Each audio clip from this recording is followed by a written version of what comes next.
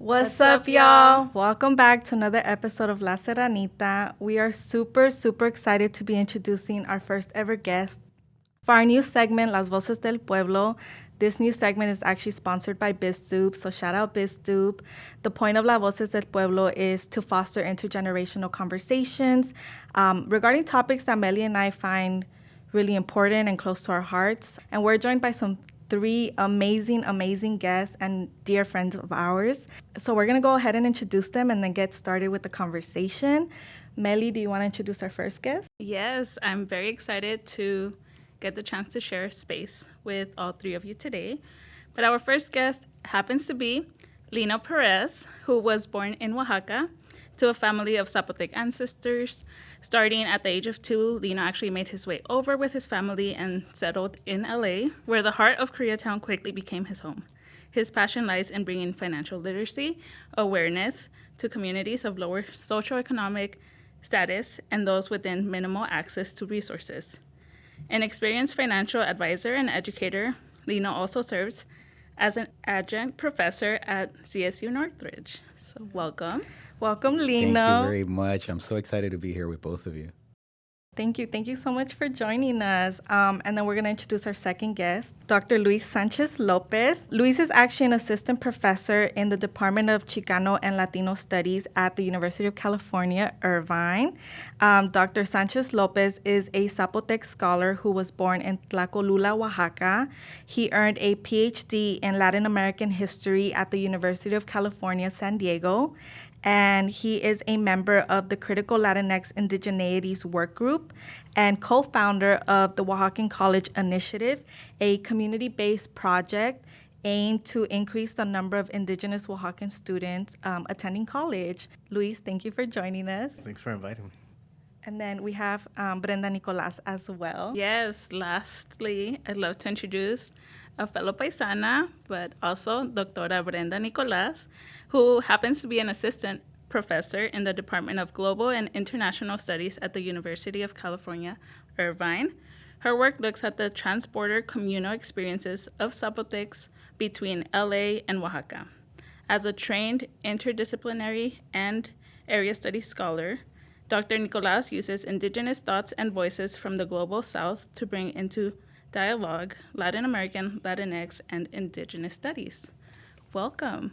Thank you. All right. Well, we have three amazing guests with us. I know we touched on like your bio and introductions. Is there anything else that you all would like our audience to know about you? Maybe I know all three of you, of course, with love and intention, were chosen for this episode. All three of you are Oaxacan, are doing amazing things in higher education and just continuing to be, I would say, role models to us. We all connected with you through different ways, and we could touch on that in a bit. But yeah, just anything else that you would want the audience to know, maybe your pueblo, where you were raised in LA. Yeah, I can go ahead and start. I grew up in the Koreatown vicinity, as you guys know. Shout out K-Town. Los Angeles, yes, I'm from K-Town. And in Koreatown, we have a very strong Oaxacan presence, which I think most people are not aware about, I would say, unless you come from our community.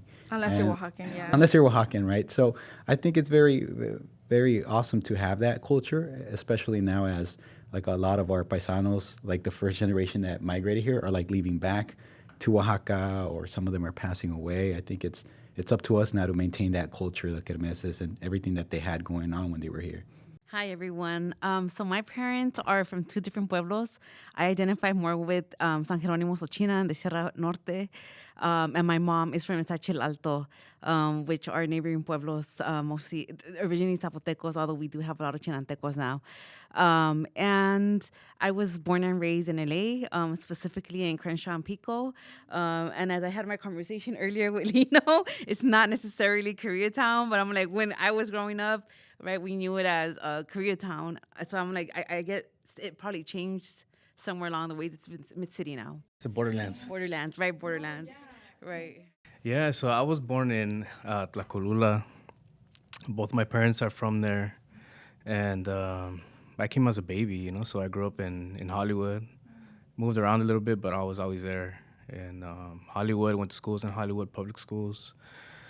So, yeah, that's where I I spent most of my life until I went to grad school.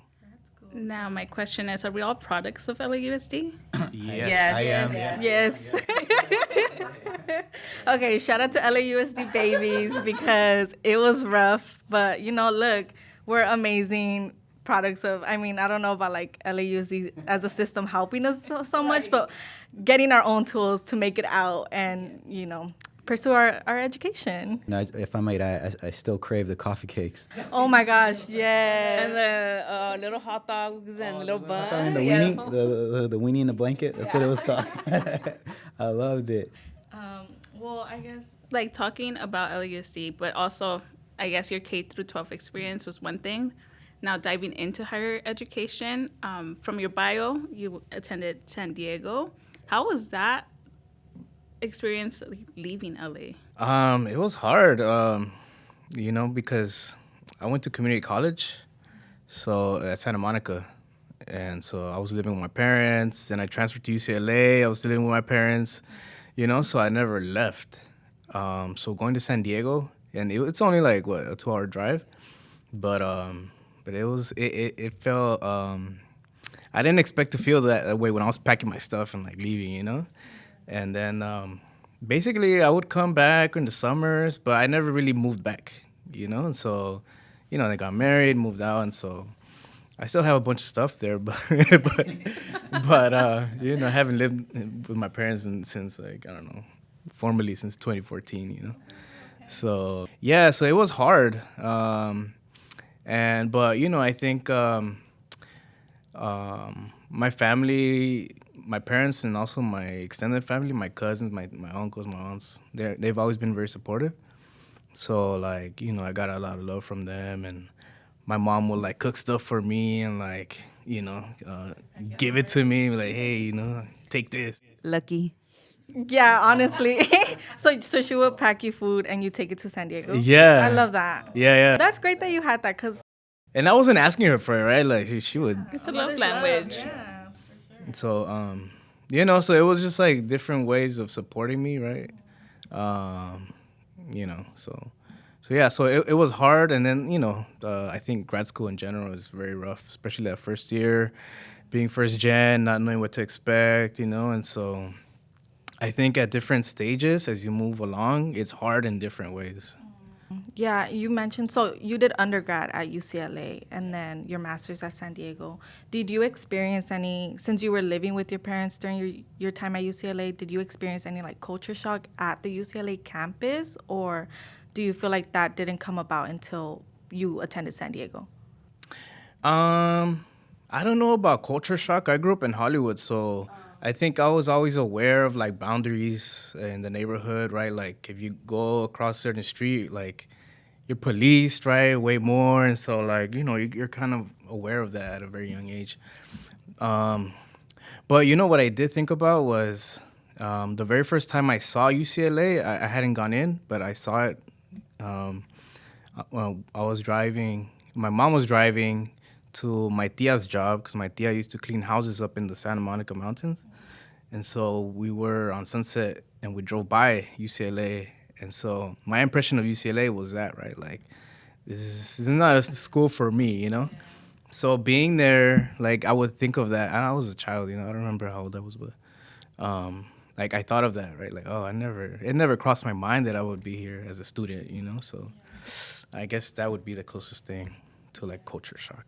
Okay. And that's interesting, too, because San Diego, like you said, it's not super far, but it's still like an adjustment being out of LA and also navigating these institutions without being at home, without being with your support system, just being on your own.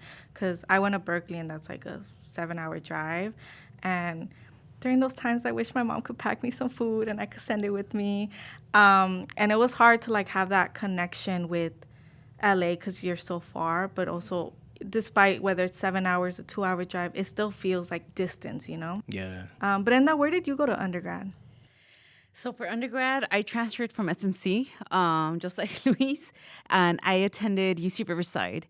After I finished at UCR, I started my master's program at UCSD, or UC San Diego. And then I took a year off once I finished, thank goodness, to start the PhD. because I had gone to school every year since graduating high school, right? And I graduated in 2003. So yeah, I went to get my PhD at UCLA in Chicano and Central American Studies. And then, Lino, I know you're currently a professor at Northridge. Where did you attend undergrad? That's actually where I went for undergrad. I got my undergraduate degree at Cal State Northridge, and then I went and got my master's degree at Cal State Northridge as well. And then right after I graduated, there was like an emergency hire. It was like an awkward transition from my department, and I was there at the right place at the right time. So that's how I ended up getting hired at Cal State Northridge. Plus, I was already teaching as a graduate student, but it was just labs, right? So that's how I got my foot into the door, and I've been there since. And what high school did you attend? Yeah, so interestingly enough, just to add on to what my peers here said, I was also born in Oaxaca, but I was brought here, similar to Luis, at the age of 2. And that's when we landed in Koreatown. And then through being put in the educational system, there was a time frame where I actually went back to Oaxaca because my mom wanted to take care of my grandparents. But then when we came back, it was already too late. My middle school was like Berendo Middle School, which was my local school. They were already in session and everything. So because of that, I was bussed out to a school that hadn't started yet out in the valley. So I went to Hale Middle School, and then I fed into El Camino High School in Woodland Hills. And it was actually a very, very great and rewarding experience because it was the first time I was leaving my neighborhood in my vicinity. So I was able to see that was a real culture shock, right? Because in our neighborhoods, I mean, the style was you wear a AAA shirt or a Pro Club shirt with some baggy pants, and going into a different neighborhood, it was in academia you call them subcultures, right? So there was like the skating subculture, there was like the metal subculture, there was all these different things, and it's like, oh, like I guess I'll just hang out with the Latino kids from my bus, But that's where I went to high school, El Camino High School. Okay, also a product of the valley, sort of, yeah. Because Melly. Brenda was also my homeschool, and I was enrolled for like a week, and then my mom took me out, was like, you're going to the valley, and it was because my older sister also did the whole like busing experience. Our dad at the time worked in the valley, so it was just like, your dad will keep an eye on you, ahí te lleva, you go to school there. Yes, so I was never like put into the schools, like the bus system until maybe 7th or 8th grade, and then I started high school at Birmingham, so like in Balboa, and super culture shock también. Like I already knew it in middle school, but seeing the houses, the lifestyle, I'm like, oh, this is not LA. It is very, very apparent. But I did 1 year, my first year at Birmingham, and then graduated because I transferred over back to LA. So I graduated from Belmont, and that's where I really learned how to like piece together the LA history, because Belmont is so tied into all the changes that have happened in the education. Yes, yeah, and now being also like having my interesting like non-traditional college experience has added onto the layers of the knowledge I've learned, but also like the curiosity that continues growing within me to like really dive into the education system. And now like diving into the Oaxaqueños in the education system, it's like mi mero mole. I love it. I'm like, I want to know all these scholars. And even like being in school, I've cited a lot of your work. So I'm like I'm like fangirling right now. We're like among famous people, right? Yeah.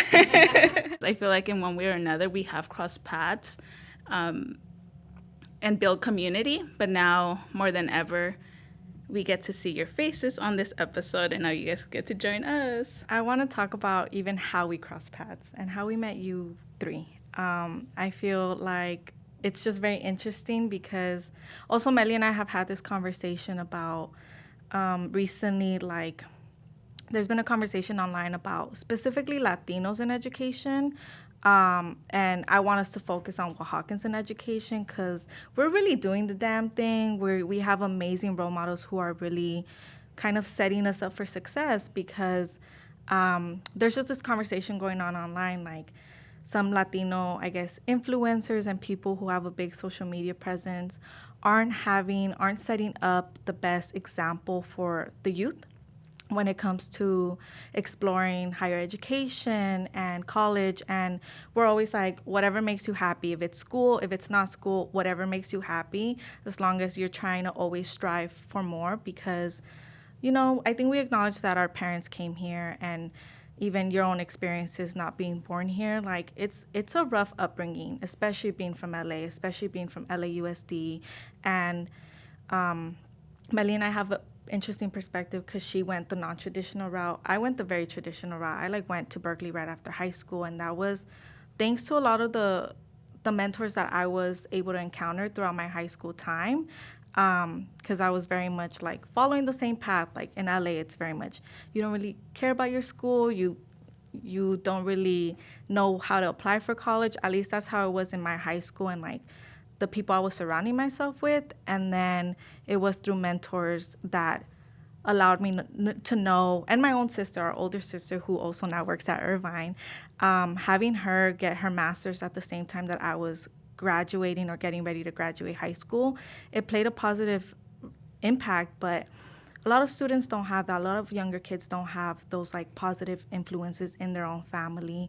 And for those that don't have that at home, we see it through researchers like you two, and we see it through other people in academia who are Oaxacan, who are really focusing their work on encouraging other students to pursue higher education. But within that conversation, we were talking about how, luckily within at least the Oaxacan community, we've seen really positive role models, like you three. And we met you all just kind of, I would say we met Lino first, and that was through a very interesting phase in our lives. Not even phase, because we're still those same girls who bump hip hop, and we were playing your songs just the other day, so you're continuously on our playlist and on La Serranitas playlist, but on mine too. On Spotify. I found you on Spotify. If you know Lino as Linoski, please drop a comment, because trust me, we knew Lino as Linoski before we knew Lino. Yeah, that's interesting. Just to comment on that, we all, I think, grew up in a very Oaxacan community. And, we have our own sounds. We have our own sones y jarabes, which most of them come from my mom's pueblo. So my mom originally is from a pueblo called Yalala, and then my dad is from a pueblo called Santiago Camotlan. And I resonate more with my dad's pueblo because I visited that pueblo, and I've never been to Yalala, but I grew up with the Yalala people and community in LA. So I know Yalala through Los Angeles, right? Very organized.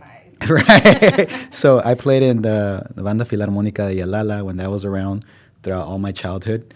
I learned how to play music with my first teacher. His name is Ezequiel Guzman from Sánchez-López. So they taught me how to play. And then slowly all the kids started dwindling away, and they didn't show up anymore, and I was the last one. I was like, I don't want to go anymore.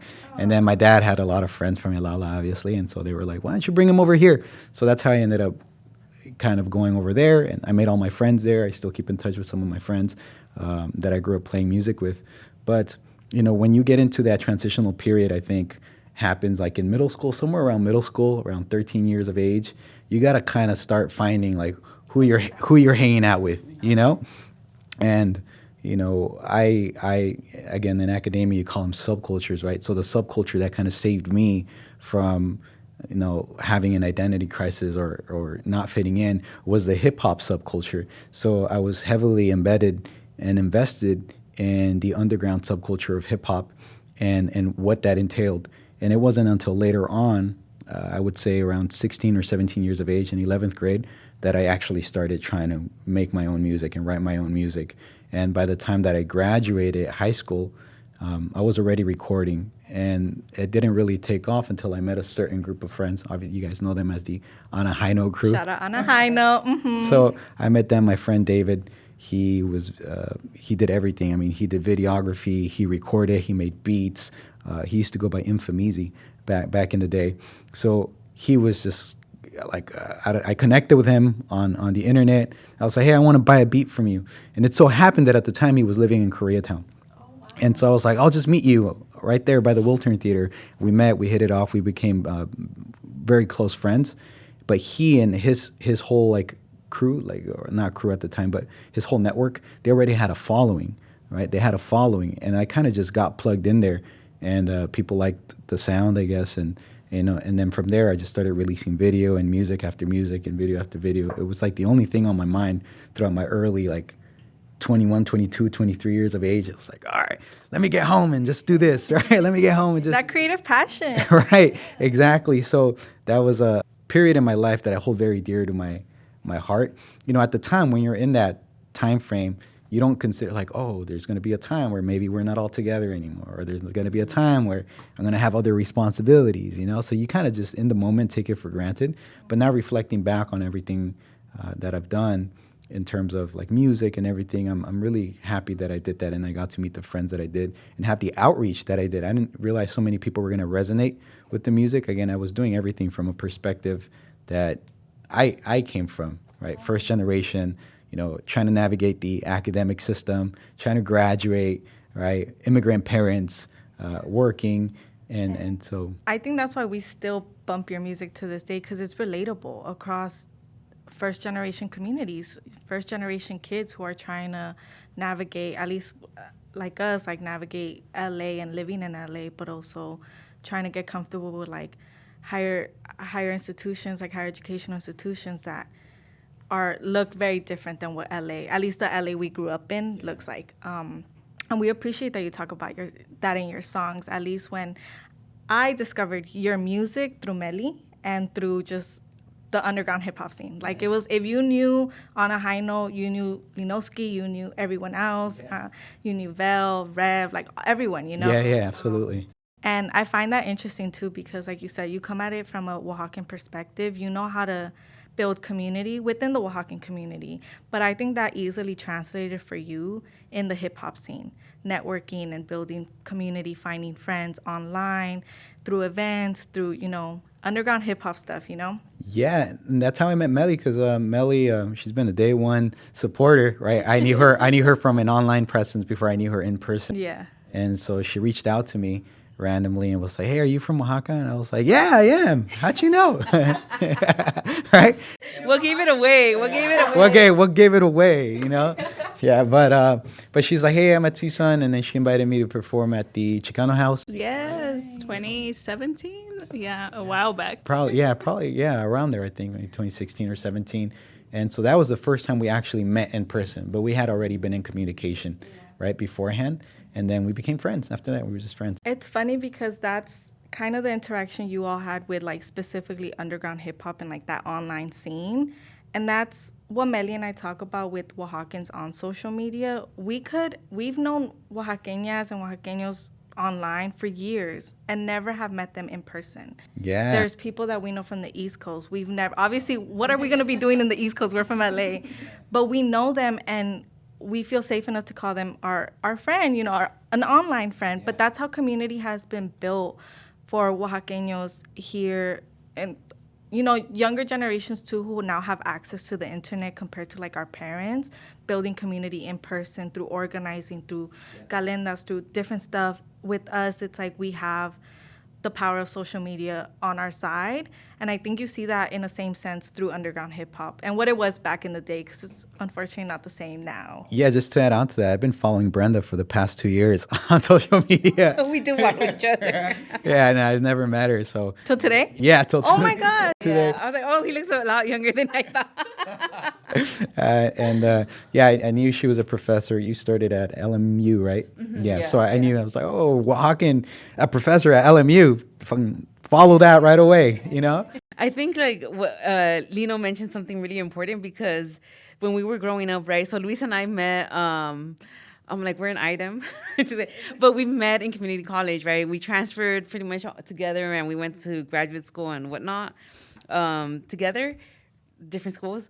But, you know, it was like always like growing up, right? And not having an example or like a role model, but as a professor, like a Oaxaqueño professor, you know, and we never encountered that, you know, and we hear these stories of like other for the most part, non-indigenous, right?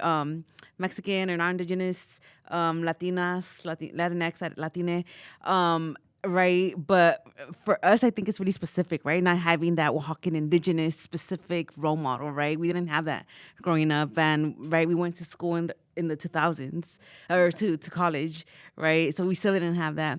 I don't think it was until we entered Santa Monica College, like after our 2 years there, we met a Oaxacan professor from Tlacolula, and that was our first experience, right? And I think we gravitated towards that. And we gravitated towards him so much, and we're still friends. We're still, and so many things like that, right? Then we see other professors like Gaspar Rivera Salgado, right, at UCLA, and that becomes another form of like consciousness or like, I didn't know I could research on my own community, right? I always thought white people were supposed to do that, but not myself. And so I think going into graduate school with that, professors telling me, right, like, why don't you do research on Oaxacans? You like love Oaxaca and all that, right? I was like, oh, well, I'm Oaxacan. I think it's like, isn't it a white person that's supposed to do it, right? I didn't know, right? And so you see a lot more Oaxacan academics, I think. Once in the PhD program, I saw Lourdes Alberto Zapoteca from Yalala, right, as my example. Like, oh, I want to be just like her, right? Like a mom, a Zapoteca, proud as Serrana, from LA, teaching also about, indigenous Oaxacan literature, whatnot. So it's like Lourdes stages. Alberto was the first research paper I encountered during my undergrad, and Wow. it wasn't even it was a bilingual education course, not even anything having to do with Oaxacans, nothing. I didn't know she was Oaxaqueña. I just read her research paper. What caught my attention about her, the research she had done was on Pico Union K to 5 kids. And even reading like Pico Union in the research paper, I fangirled. I was like, wait, people are doing research on Pico Union? Like, I did not, I'm so happy I did my reading that day. But I was like, who's this lady? And one, I'm like, is she from Pico Union? Or at least is she in the LA area, like, from here? And when I looked her up, she was Oaxaqueña. And I'm like, no way, like, and that's when I internally started that conversation. I think there's other Oaxacan researchers out there, and I encountered more of her work. So I love that. Lourdes Alberto, yeah. I'm like, I've never met her or talked to her, but Shout out to her. Yeah, I think it's been interesting to see the changes because I think some of the first people I learned about were Gaspar Rivera Salgado, and then I heard of Felipe Lopez, who had done more linguistic work with Zapotec. He's a Zapotec speaker. My family hasn't been Zapotec speakers for almost 2 generations, so it was a different, situation for us, right? Because we're so urban, and the schooling system has really smashed it out, basically, right? So, Xochitl Flores Marcial, another person, right? I was an undergrad there. She was doing the PhD, right? And I think she's the first one that I ever met and really talked about Tlacolula as research, So, being also a historian, right? We had a lot in common, and over the years we've exchanged different ideas and about archives or whatever the case may be. But now you have like a whole generation of youth who are growing up seeing us not as academics but just as Luis and Brenda. Right. And it's like so cool that we're able to do that, and I think that's it's inspiring, and it's also nice to see them grow and go into college and do their own thing, and being able to support them as much as we can. Yeah, and going back to how we met both of you, I know we've always known you as Luis and Brenda, the power couple, because just to see how you all support each other, and even like how you're raising a little baby and seeing how he's gonna grow up just with your own influences, like, we love that. We always just like are very inspired by just your own journeys. But I know Melly probably had already connected with you. Do you want to talk about that first? That happened like also online, and that was the thing where it was, I think we connected first, like Brenda and I, and then I learned, oh, it's an item. Like they come as two, like, or two come as one. And I loved it because then I got to know the difference between your academic journeys, but also like the work you do. Because at the end of the day, everything that you do ties back to the Oaxacan community. With so much love, and during the pandemic, we had connected. That's when you and I like actually met. And I just remember coming home and being like, wow, I met another Serrana. But not only that, like, you're from the same pueblo as our tia Chave. And we always acknowledge that because, at least growing up for me, like, I always used to share, like, oh, my family's from Yalina. But no one really knows where Yalina's from. But hearing, like, oh, wait, from Xochina? Like, we know where this is. A moment of recognition. Yes. And then, like, seeing how, like, my cousins also knew of Brenda. Like, that, to me, just, you felt like family already. And I had never, like, felt that at a younger time in my life where I was like, I actually met someone who is in academia, like, is an academic, is a mom, like, is always trying to make room for us, like, as Oaxaqueñas. And I think that's something that you don't really see in an academic setting, whether that's kinder up to your high school years and diving into college. So I love that you and I did cross paths when we did. I can't really remember the first day. I don't know if it was the same time I met you both, but it was during an IOC event. That's what I remember. Pre-pandemic. El dicho in his house and we ate pupusas. Whose house? Yes. Ese bicho, what's his name? Oh, yeah. It's the Victor. Victor. The Salvian Oaxacan. Yeah. Oh my gosh, we met When the whole pre-pandemic. Chicano indígena thing went down on social media, and we met in Victor. Oaxacan Twitter. ¿Cómo se llama? Dichos de un bicho. Bichos and bichos, yeah. I don't think I was there. No, this was during Aní's college time. Like, because I remember when I met you two, you had already met them. We did. It was before the pandemic. And I want to say it was 2018. It was like a holiday thing that IOC was doing because de casualidad I was in LA. And Melly's like, you have to meet these two researchers, academics. Because I was just starting my time in academia. And I was like, oh, okay.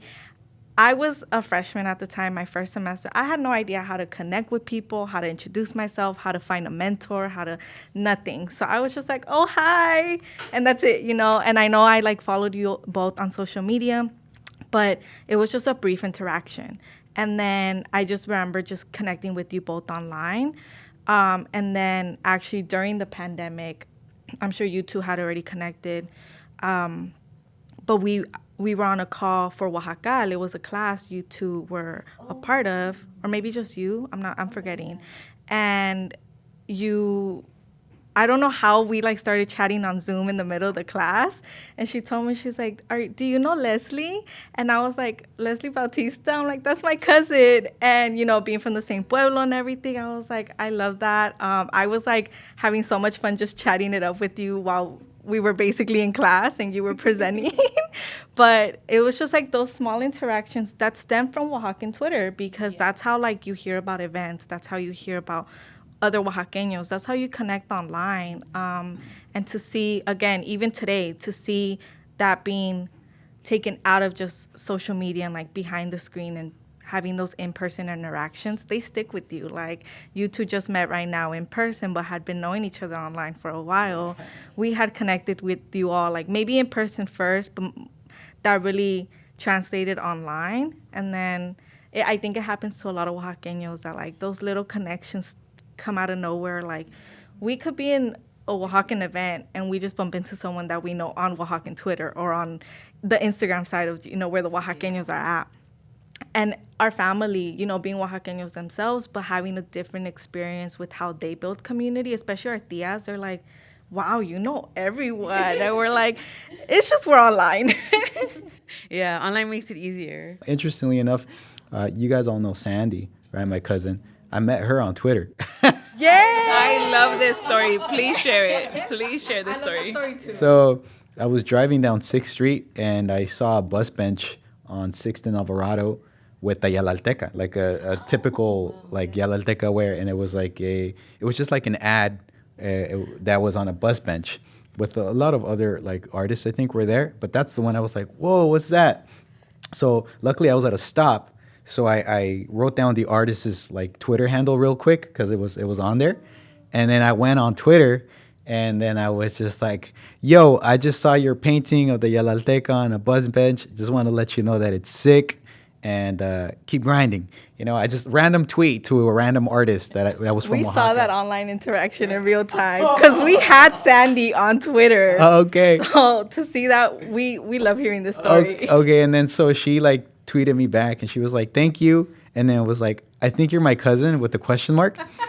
And I didn't know if she was kidding or if she was like being serious. So I was just like, what? Like for real? And then after she told me, I was like, I went on the DMs and I was like, give me your dad's first and last name. Give me your mom's first and last name. And then I went and cross-referenced with my mom. And you know, gotta make sure it's legit. No, so and then it turns out we were a family. And I was like, oh, awesome. And then we coordinated like a meet. And now like I love Sandy. I love that, yeah. To see just also your family bond in that way and having it start online, like through driving around LA. I know. But the thing is, I reached out to her because I told you I grew up with Yalaltecos in Oaxaca. I mean, in Los Angeles, in Koreatown. But then after, when I did my own thing as a teenager, I got disconnected and I kind of left the scene and I wouldn't go to the kermeses or any other parties that the pueblos would have. My parents were always there, so I knew about them because of them. But I got disconnected, and now that my parents are no longer in the States, like I don't even know like where to go look anymore. I took all those things for granted, like este barrio va a tener kermes, o van a estar vendiendo aquí este día, or da. Like I don't get that anymore. So I reached out to Sandy when I connected with her again, and I was like, hey, like bring me around. Like I want to reconnect, and I want to come around again, and I want to be part of the culture again. But then she introduced me to this like younger crowd, you know, like this younger generation. The young Oaxacans. Yeah, the younger Oaxacans. Which, funny enough, I did meet Lino's work through YouTube. So without it even being, it's not something I went to look for. It was just your video would pop up and like suggested. Again, because if you were we followed underground hip hop in LA, in LA, yes. the Valley, like pretty closely, And so I would play it. I'm like, wow, like, you know, I started picking up. Never did I know, like, Lino has said he's Oaxacan. Never. Until I asked you. And even then, if you look back at the Oaxacan Twitter, the power it has, a lot of your fans that have known of you before, knowing you were Oaxacan, happen to be Oaxaqueñas or younger Oaxaqueños. And it's so cool because... That's awesome. For me, I'm like... Now I do consider you a good friend where I'm like, wow, I can easily call up Lino. And, you know, 15-year-old Melina couldn't do that.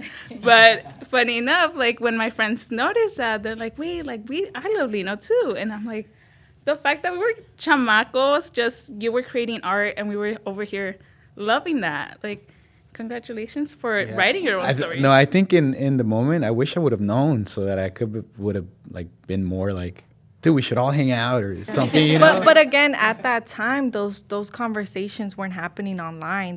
People were connecting, but it's like, oh, the name of like Oaxacan Twitter wasn't even what it was. Like now people are doing research on our social media presence because now it's developed into younger and younger generations are starting to have these conversations like, well, I connected with you online.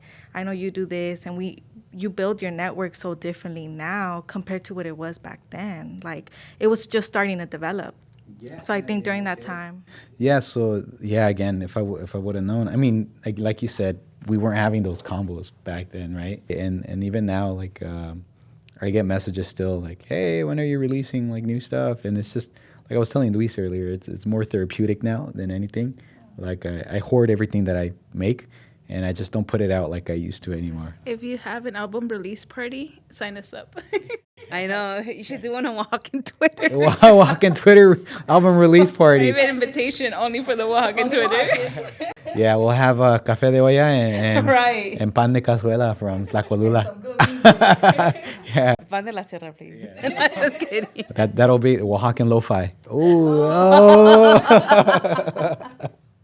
Yeah, no, see, don't underestimate the power of Oaxacan Twitter. You could connect with family members. You could connect with your favorite artists there. Like, because my best friend, me and her, we've been knowing each other since middle school. She loved On a High Note. Like, me and her were like, like just we connected a lot through underground hip hop and like our love for the music.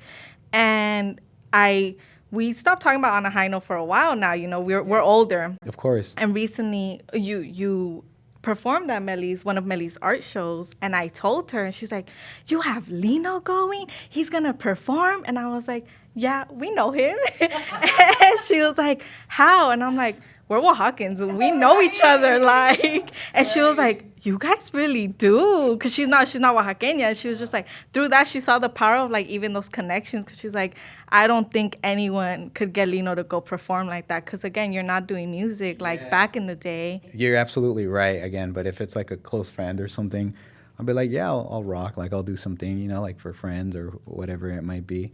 But yeah, that's an interesting, take too. And like in comparison to both Brenda and Luis, I'm in a completely different field of academia. So in my field, I don't think there are any Oaxacans like doing any sort of research, right? Because I'm in the kinesiology department over at Cal State Northridge, which is human movement and physical activity.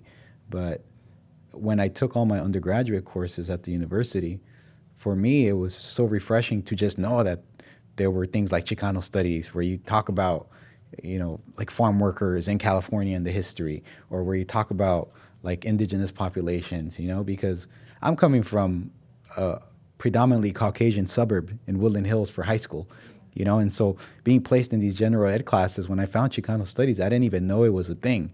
So Right. so all my undergraduate courses, I took my speech in the Chicano studies department. Like I took everything that I needed for like undergrad. If I could take it in the Chicano studies department, I would take it there, But then I realized like, oh, like I'm not in this field, and there are some things that are maybe not necessarily politically correct in this, and so that's where I was like, I need to reach out to somebody. And that's when I was like, maybe I can connect with my Oaxacan peer over here that might know a thing or two about, what's going on and what do you do this. Because going back to Twitter, I'm not active on there anymore. I don't think I would have it still, but there was like a whole segment one time where I don't know if it was a professor or a scholar that was like, hey, saying Oaxaca, California is very offensive to all the other like indigenous populations that are in California.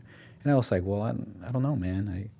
I kind of just used it as a term to indicate to people that I'm from Oaxaca and I'm from California. Never in my mind did it cross my thoughts that I was like offended. So little things like that, like these dialogues. I want to have these more intellectual conversations, and I want to be open to other perspectives, and I want to put my perspectives on the table as well.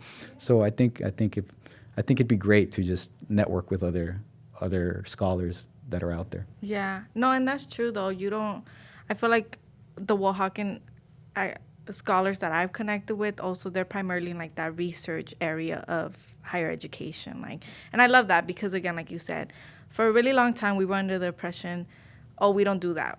It's the white people who do the research. And it's like, I think you brought that up in our first episode, like, with photography, even like to know that it's the white folks photographing Oaxaca and our communities. Like, if someone's gonna do it, it's Oaxaqueños who have the right to do it, right? And connecting with a lot of, I was for undergrad, I was in sociology, so I was very much like, do I want to do research? Do I like it? What is that about? And that's where I found other Oaxacan researchers, and even in my own undergrad like class population, there was Oaxaqueños that I connected with through Oaxaca, through organizing, through all of that.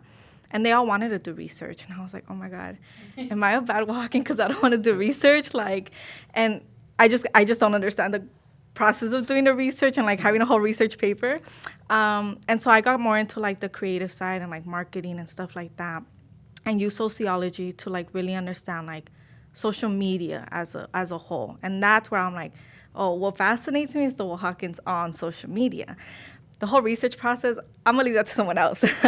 But to see you all, yeah, I'm like, to see you all doing like the work that you're doing, it always fascinates me because I've had conversations even with other Oaxacans in higher education. Like, there's also non-Oaxacans that aren't white, that are Latinos, doing research on Oaxaca and trying to understand that. And I don't know the whole context of that situation. It's just like a conversation, but to see the Oaxacans that are doing it, like I'm interested now that we have both of you, what in a way ignited even your research focuses?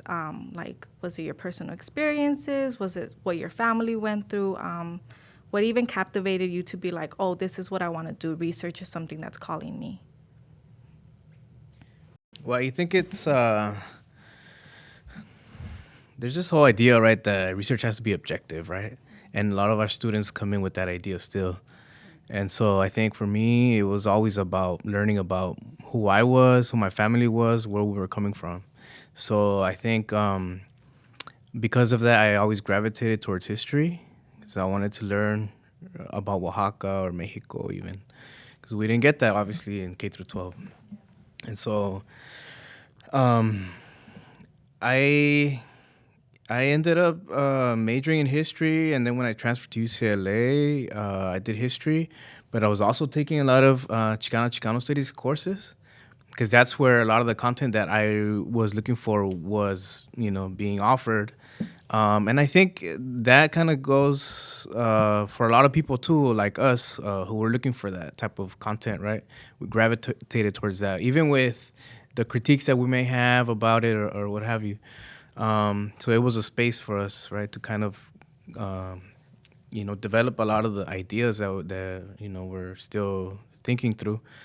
So it was really personal, and I think that, the work that I'm doing now is, I think of who do I want to read, to read this, right? Like, who's my audience?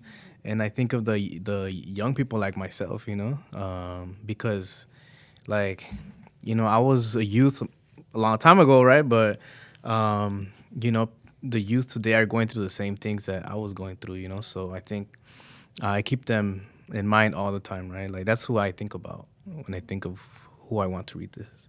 I love that. And reading your work, you could see that. Right? Yes, thank you. Thank you for going through with it and actually having something that we can find. Because, again, I've had to do research or, like, assignments, and then I'm like, you know what, if I'm gonna cite someone, it's gonna be Luis. I'm like, I trust Luis, I trust Brenda, and even Profesora Xochitl, because during my time at Northridge, which is where I went right out of high school, I entered journalism and communications, and I would also take my general eds at the Chicano Studies department, but not once had I been sent over to Profesora Xochitl, and until it was like my last semester, because I had already come to terms with, like, even though CSUN is still close to the house and like it's still doable for me, I just didn't see myself in that academic setting because I had not found a Oaxaqueña or Oaxaqueño teaching classes, and I was like, I'm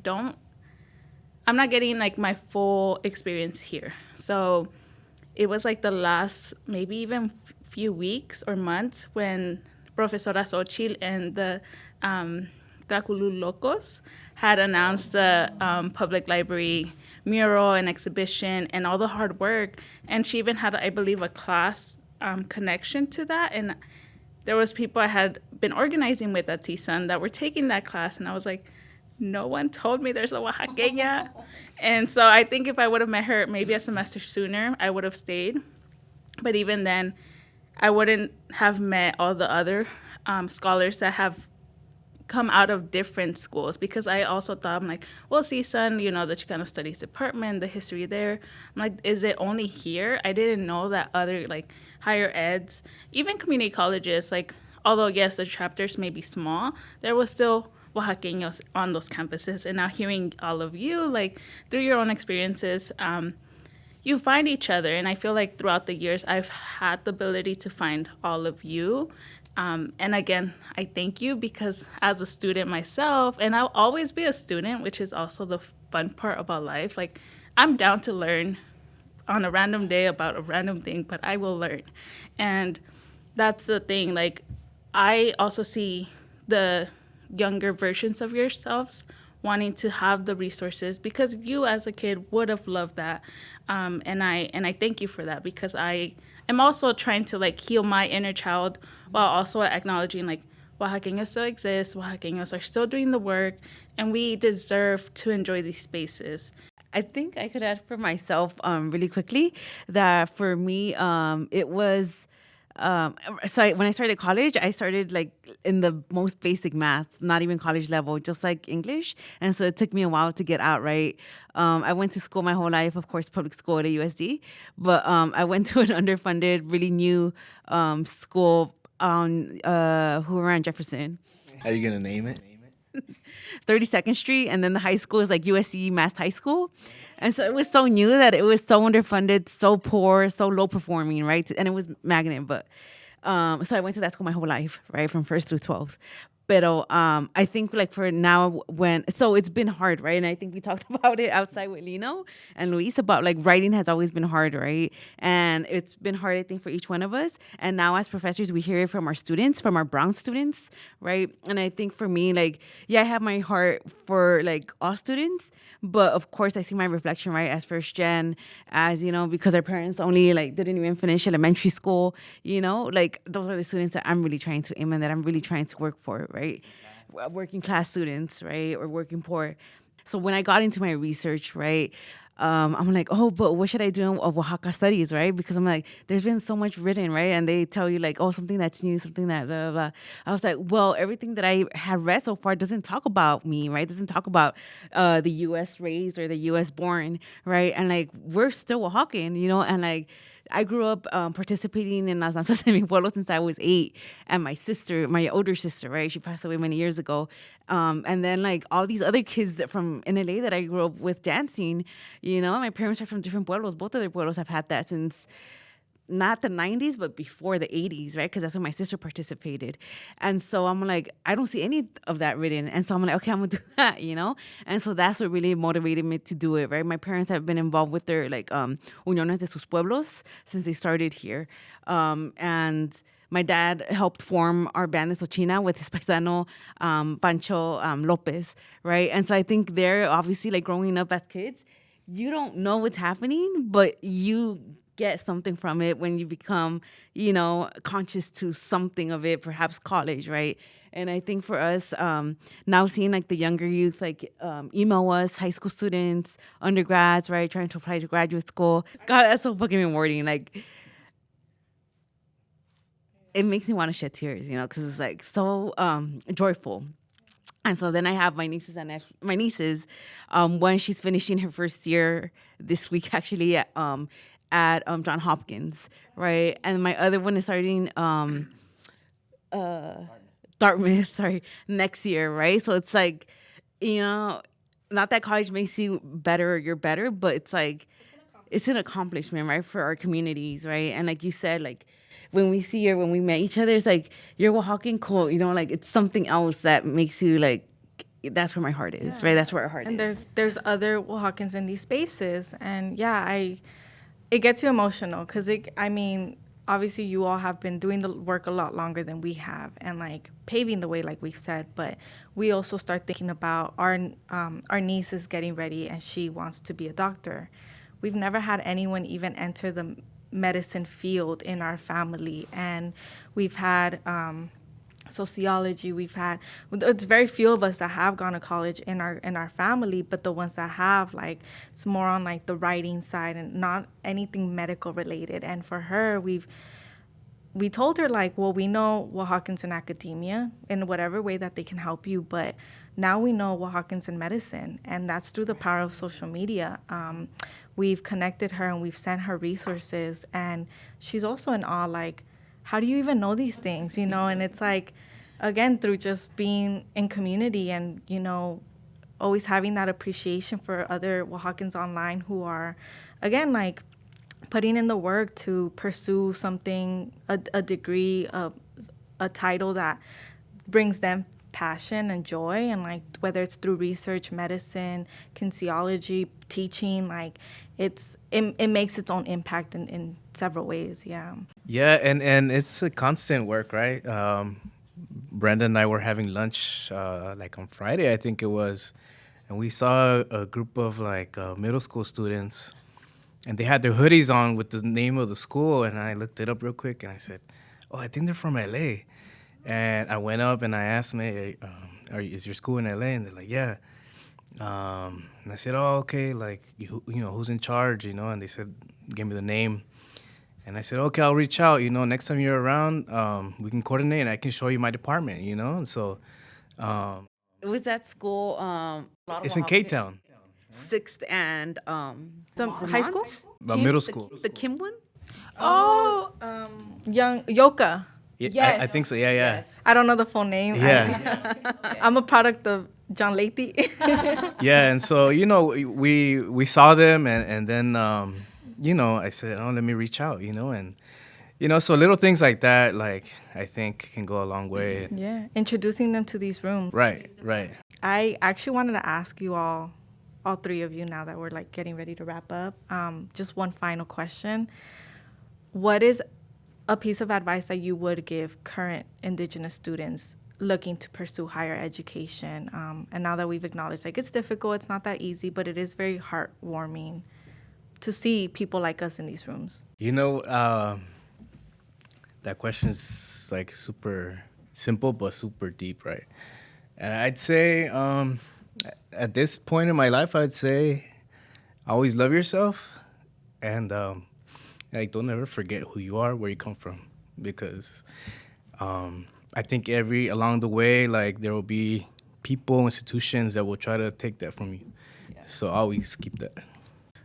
Just to add on to what Luis said, definitely always embrace who you are and your identity. I know when I was younger, other even Mexican kids just make fun of you for being Oaxacan, or your facial features, or your complexion, or whatever. So at times you try to hide it, or I would, I should say. But then I really came to terms and embraced it all when I discovered these Chicano studies classes, and now that we have an audience and everything, everybody wants a piece of Oaxaca. Like everybody wants to be in with Oaxaca. Mezcal is trending. Everything's trending. Our food is finally trending. And it's like, I've been telling y'all for the last 25 years, right? That there's such things called tlayudas. Yeah. Now y'all want to try chapulines? Yeah. But even for a long time, they would ask, what's your favorite food? I mean, tacos. Like, instead of like, I really wanted to say, caldo de costilla from your lala that you eat with a tamal de frijol, Like, that's really my favorite dish, And we have a paisana that makes it every weekend at her house, by the way. Shout out to, Chef Panchita Valera. Plugging Plug her. This is the space to do it, yes. Yeah, shout out to Chef Panchita Valera on Facebook. You can follow her. She posts up like what she's gonna put her menu every weekend. Yeah, but yeah, shout out to Chef. And no, just embrace who you are, love who you are, but also the most important thing, in my opinion, is to seek mentorship. I think mentorship is sought and not just given out. So you actually have to go seek it, because how are we supposed to know that you're out there if you don't even reach out? So seek mentorship, and then from there, kind of start, well, one, listening to what your mentors are telling you, right? So if they're in a position that you want to be in, well, why wouldn't you take their advice, right? Oftentimes I feel like I resisted a lot of what they told me because, you don't know, like, you're not from the same culture that I'm from, so how would you know what's best for me, etc. But my teachers were my first mentors, so I'm really thankful that I did encounter these teachers in middle school and high school. So that'd be my piece of advice. I think just to go off really quickly, seek mentorship, a lot of mentorship, but from many people too, right? Because everybody has their own experience of how they went through college or whatnot. And so every year in 2015, we started what is it called? The Oaxacan College Initiative, right? It's through Facebook for the most part, or Facebook. We're not as active because now we have other roles, right? And we're parents. But along with our dear friend, who is also a Zapotec professora at UC Santa Barbara, shout out to Dr. Dana Sanchez from Solaga. And so we started mentoring students. We started holding workshops, right, on like how to take the SAT or how to apply for college statements and all of this. So I think now that we're on the other side of seeing those applications, we don't see undergraduate applications, but we do see graduate applications, right, for students applying, at least for my program, right. And so I think getting that experience and really seeing what happens behind the scenes, right? And what, like, from the perspective of, like, what professors, what we're really looking for, what we're asked to look for, and things like that. And so, you know, every year, like, I've had since starting at OMU, I've had, for the most undergrads or high school students reach out so I could read their statements. And so we always make that, right, like a goal. Like, if you want us to read your statements, you know, like, send them in at least 3 weeks ahead of time. Right? But if it's like 2 weeks, we'll make all the effort, right? Because it's like, we understand you're Oaxacan, you're first gen, you're working class, you know, like, our love is for you guys and for you all, you know, and it's just like, how else can I express that? Right. But yeah. And so it's like now, and it's free, of course, no charge. So it's like, it's those things that you do, right?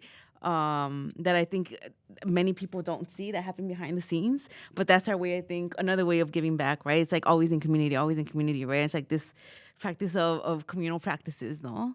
Taking a different framework, but now within higher education and seeing how we can continue that. I love how that's how you ended it, because that's a perfect embodiment of Oaxacans aren't only about giving advice, but also taking action. And that was like a perfect response, like advice, but also the action that you two are taking. And Professor Dana, who now, you know, you all are putting in the time to really invest in the youth. And it goes beyond just like saying we're investing in you, but actually doing it. So thank you to you three. This has been beautiful. Yes, an amazing experience. I'm honored, and I will always uplift and continue cheering all of you on.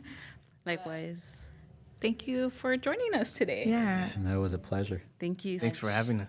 Well, we're going to wrap it up. This is just one of the first episodes we're having for Las Voces del Pueblo.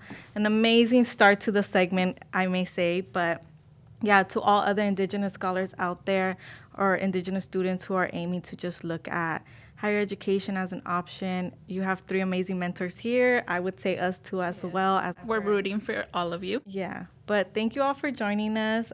We will talk soon. Bye, y'all. Bye, y'all.